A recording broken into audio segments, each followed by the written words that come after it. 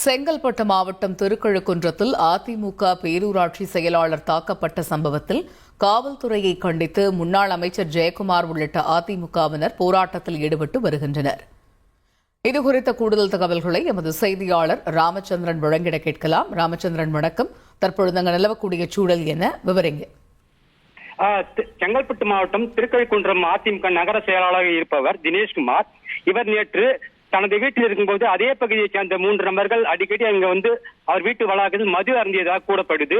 இது குறித்து திருக்கழுக்குன்றம் காவல் நிலையத்தில் புகார் தெரிவித்துவிட்டு வீட்டிற்கு வந்தபோது அந்த போதை ஆசாமிகள் 2 பேர் வழிமறித்து அரிவாளால் தாக்கியுள்ளனர். அரிவாளால் தாக்கியதில் கழுத்து, வயிறு பகுதி, கால் பகுதியில் பலத்த காயம் ஏற்பட்ட அவர் ரத்த வெள்ளத்தில் சரிந்து விழுந்தார். உடனடியாக உடன் வந்த ஒரு உறவினர் ஒருவர் அவர் மீட்டு செங்கல்பட்டு அரசு மருத்துவமனையில் அனுமதித்தார். இதையடுத்து இச்சம்பவத்தை கண்டித்து ஜெயக்குமார் தலைமையில் இன்று ஆர்ப்பாட்டம் நடைபெறும் என்று அதிமுக பொதுச் செயலாளர் எடப்பாடி பழனிசாமி அறிவித்திருந்தார்.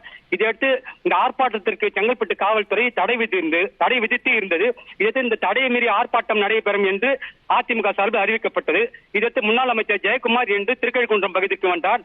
அங்கு போலீசார் ஆர்ப்பாட்டத்திற்கு அனுமதி இல்லை என்று கூறப்பட்டதை அடுத்து திருக்கழுக்குன்றம் கருங்குழி சாலையில் அமர்ந்து ஜெயக்குமார் உள்ளிட்ட அதிமுக 200 பேர் அமர்ந்து மறியலில் ஈடுபட்டனர். பின்னர் போலீசார் வலுக்கட்டாயமாக அவர்களை கைது செய்தனர்.